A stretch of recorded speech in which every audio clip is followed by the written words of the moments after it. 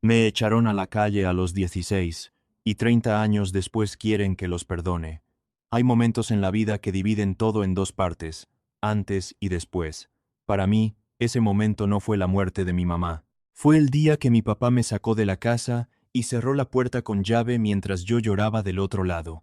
Mi mamá murió de cáncer cuando yo tenía 12 años. No voy a dramatizar esa parte con detalles innecesarios. Solo diré esto. Perder a tu mamá a esa edad te envejece de golpe. Mi papá y yo quedamos solos. Y aunque fue durísimo, nos volvimos equipo. Éramos torpes emocionalmente, sí. Pero éramos leales el uno al otro. Cocinábamos cosas que no sabíamos cocinar. Lavábamos ropa sin separar colores. Sobrevivíamos.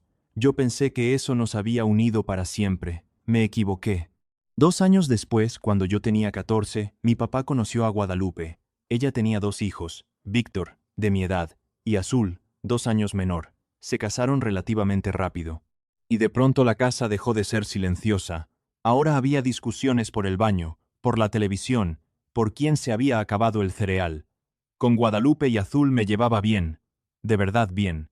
Azul y yo hacíamos tareas juntos, veíamos películas. Era como la hermanita que nunca tuve. Pero con Víctor, no.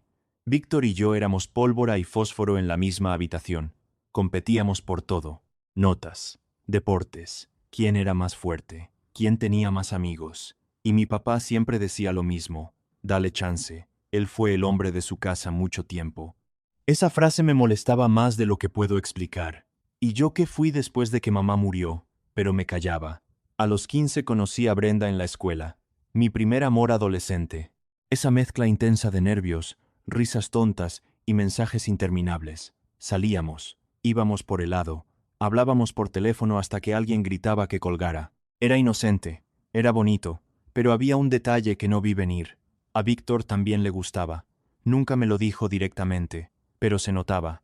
Y cuando Brenda aceptó salir conmigo, algo cambió en él. Ya no eran solo bromas pesadas, eran comentarios venenosos. No sé qué le ve, seguro se va a aburrir. No eres tan interesante como crees. Y mi papá, cuando discutíamos otra vez, no hagan dramas por una niña, pero para nosotros no era una niña, era orgullo, era territorio, era adolescencia en estado puro. Acababa de cumplir 16. Brenda estaba en la casa esa tarde. Estábamos en mi cuarto, escuchando música, nada fuera de lugar, y de pronto escuchamos un grito desde el pasillo, un grito histérico. Era Guadalupe. Salimos corriendo.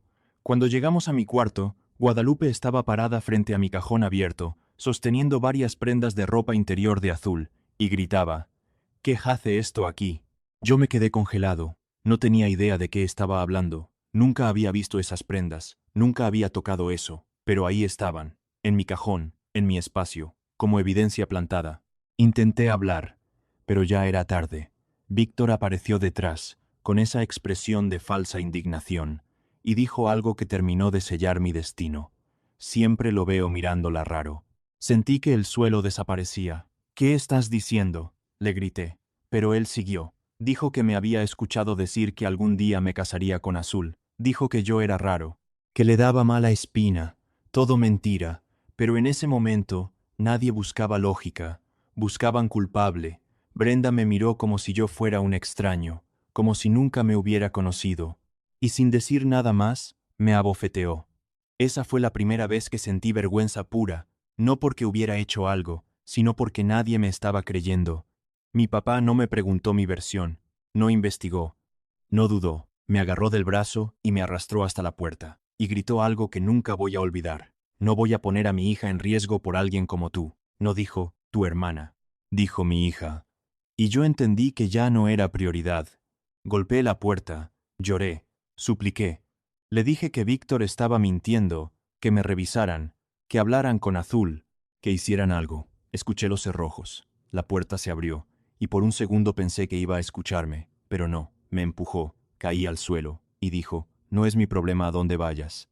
Y cerró la puerta, con llave. Intenté llamar a mis abuelos paternos, pero mi papá ya se había adelantado. Me dijeron que no ayudarían a alguien así. No tenía dinero, no tenía mochila, no tenía plan, solo tenía 16 años y la sensación de que mi vida se había terminado en 20 minutos. Esa noche dormí en un parque. Y esa fue la primera vez que entendí que hay un tipo de frío que no tiene que ver con la temperatura. Es el frío de saber que ya no perteneces a ningún lugar. La primera noche fue mala, la segunda fue peor. Porque la primera todavía estás en shock, la segunda ya entiendes que no fue un mal sueño. Recuerdo despertarme en el parque con el sonido de los camiones pasando. No tenía cobija, no tenía teléfono. No tenía nada más que la ropa que llevaba puesta, y el pensamiento más fuerte no era «tengo hambre», era «¿cómo pudo mi papá no creerme?». Los primeros días caminé sin rumbo. Intenté volver a la casa, solo para ver si solo tal vez, alguien había cambiado de opinión. La puerta no se abrió, nunca volvió a abrirse. No voy a entrar en detalles gráficos, pero sobrevivir en la calle a los 16 no es romántico ni heroico, es humillante, es peligroso. Aprendes rápido, aprendes dónde puedes dormir sin que te roben, aprendes qué lugares regalan comida al final del día. Aprendes a no confiar en sonrisas demasiado amables. Hay cosas que hice solo para poder comer que todavía hoy, a los 53, me cuesta aceptar que fueron reales. Ningún adolescente debería negociar su dignidad para poder pasar una noche más. Hubo días oscuros, muy oscuros. Días donde pensé que tal vez Víctor tenía razón en algo. Tal vez yo sí era prescindible. Si algo me mantuvo vivo esos 2 años fue el enojo. No era noble, no era nada sano. Pero era combustible. Me repetía todos los días, no les voy a dar el gusto de morirme.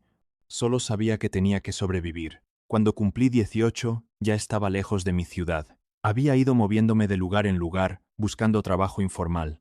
Un día entré a un gimnasio de boxeo, no para entrenar, para preguntar si necesitaban ayuda limpiando. El dueño, don Ernesto, era un hombre grande, de esos que no sonríen mucho pero miran directo a los ojos. Me dijo, ¿sabes trabajar? Le dije que sí. Mentí, pero aprendí rápido. Barría, limpiaba baños, recogía vendas, y un día, uno de los chicos no llegó a entrenar. Don Ernesto me lanzó unos guantes, a ver si sirves para algo más. No sabía nada.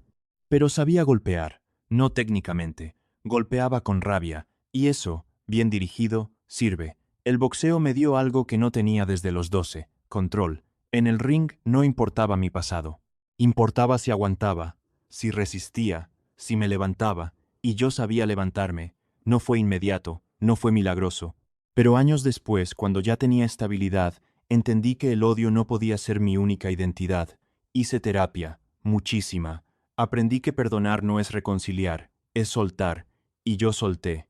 No los odiaba. Simplemente dejaron de existir en mi día a día. Tenía 35 años cuando conocí a Frida. Ella tenía 20. Sí, la diferencia es grande. Lo sé, pero la conexión fue inmediata. Nos conocimos en el café frente al gimnasio. Yo siempre pedía lo mismo. Ella siempre hacía un comentario distinto. Era directa, inteligente. No me veía como víctima, ni como héroe. Me veía como hombre. Salimos. 2 años después nos casamos. Su papá, electricista de toda la vida, me contrató. Al principio pensé que era para vigilarme. Tal vez sí. Pero también fue porque vio que yo quería trabajar. Terminé mi jet gracias a Frida, obtuve certificaciones, me especialicé, y hace poco aprobé mi licencia de maestro electricista. Tengo 4 hijas. 4. Cada una es una razón por la que todo valió la pena. Nunca busqué a mi familia, nunca investigué, nunca pregunté, no porque no doliera, sino porque reconstruir una vida desde cero requiere enfoque, y yo ya tenía lo que necesitaba, una esposa que me empujaba a crecer, suegros que me trataron como hijo, hijas que me abrazan sin sospecha. Pensé que el pasado estaba enterrado, hasta que hace unos días recibí un correo, de azul. Era sábado por la mañana. Yo estaba en la mesa de la cocina con café, revisando correos del trabajo, presupuestos, clientes, una que otra factura pendiente. Y entonces vi un asunto que me dejó helado. Por favor, léeme, es azul. Mi primer pensamiento fue, no puede ser. 30 años, 30, y de repente, un correo. Me quedé mirando la pantalla varios minutos antes de abrirlo. Frida estaba frente a mí, leyendo algo en su celular. Le dije, creo que mi pasado acaba de escribirme. Ella levantó la vista y me miró con esa calma que tiene cuando sabe que algo es serio. Ábrelo, me dijo. Era largo, muy largo. Azul empezaba pidiendo disculpas por no haberme buscado antes.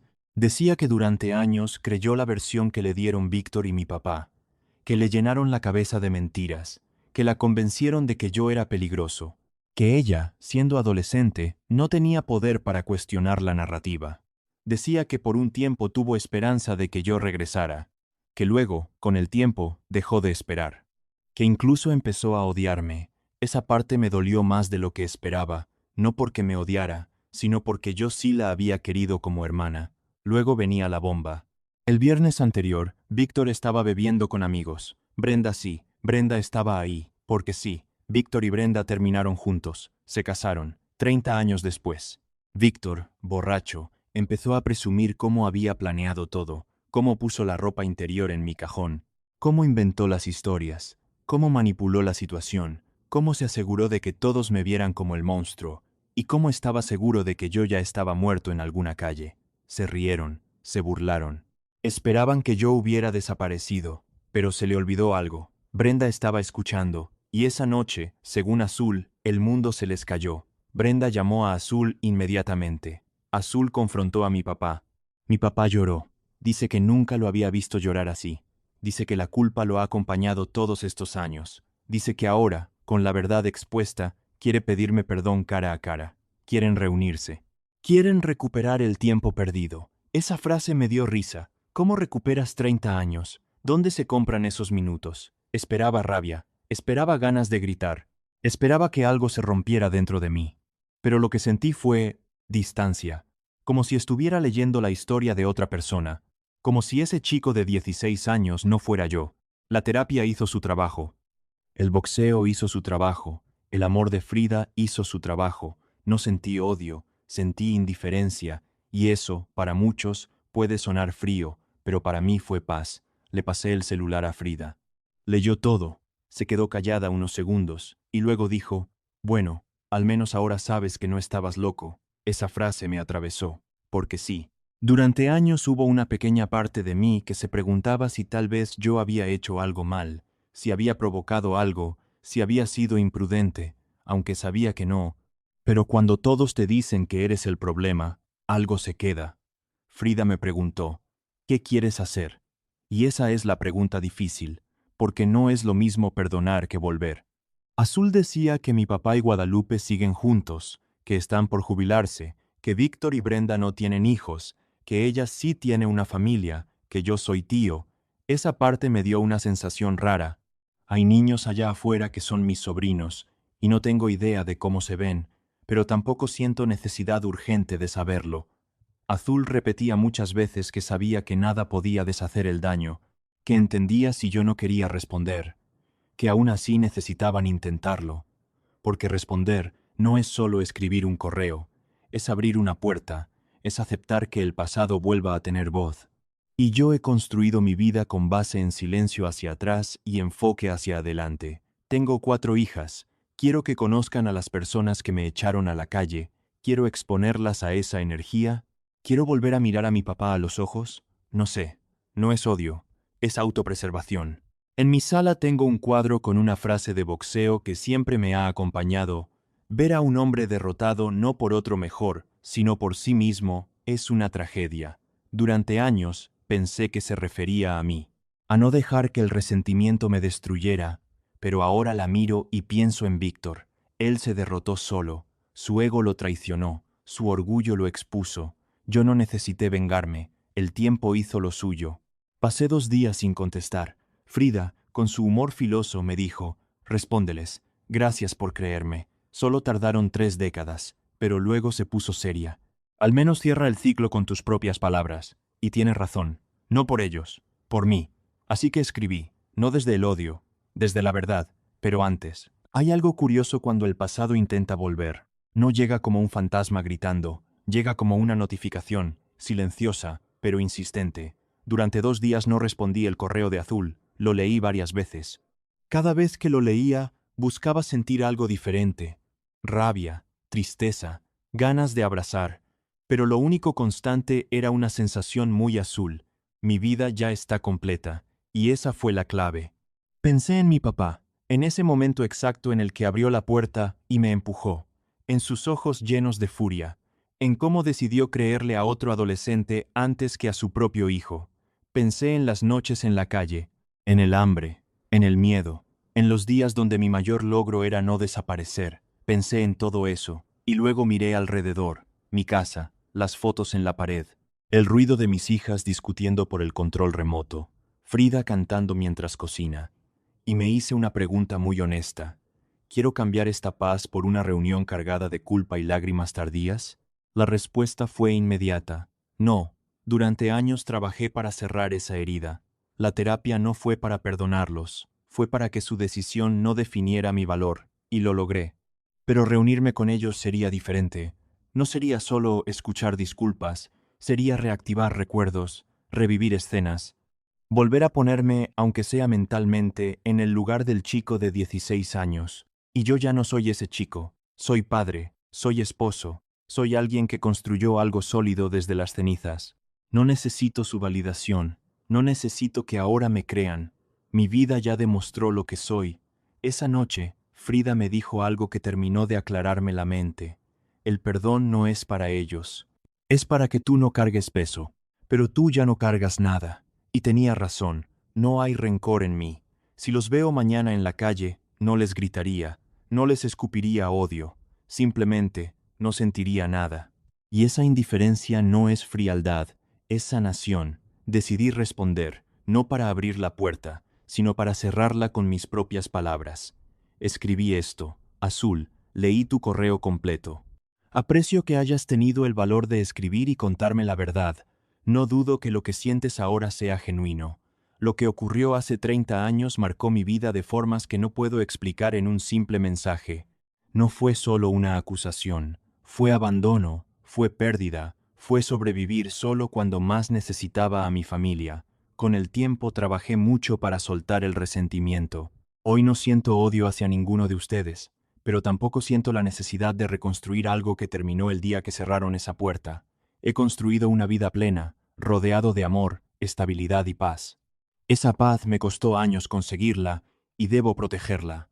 Les deseo lo mejor sinceramente. Espero que cada uno pueda vivir con la verdad y aprender de ella. Pero por mi bienestar y el de mi familia, prefiero no retomar contacto. Cuídense, Gabriel. Lo leí varias veces antes de enviarlo. No había sarcasmo, no había veneno, no había dramatismo. Solo límites, y apreté enviar. Esperaba algún tipo de catarsis, pero fue más simple que eso. Cerré la laptop, fui a la sala. Mi hija menor me pidió que jugara con ella, y la vida siguió. Sin explosiones, sin tormentas, solo normalidad. Y esa normalidad fue la prueba de que tomé la decisión correcta. Durante mucho tiempo pensé que mi historia era una tragedia. El chico expulsado injustamente, el adolescente en la calle, el hijo traicionado, pero hoy la veo diferente. Si no hubiera pasado todo eso, no habría entrado a ese gimnasio. No habría conocido a don Ernesto. No habría aprendido a canalizar mi rabia. No habría estado en ese café el día que conocí a Frida. No romantizo el dolor, pero tampoco niego que me moldeó. Víctor creyó que me destruyó. En realidad, me empujó a convertirme en alguien que jamás habría sido quedándome ahí. Él ganó a Brenda, yo gané una vida. 30 años después, cuando la verdad finalmente sale a la luz y las personas que te traicionaron quieren recuperar el tiempo perdido, ¿crees que uno tiene la obligación moral de darles esa oportunidad? ¿O es válido elegir tu paz, aunque eso signifique cerrar la puerta para siempre? Si llegaste hasta aquí, suscríbete, dale like y comparte. Nos ayudarías muchísimo. Nos vemos en el siguiente. Chismecito Anónimo.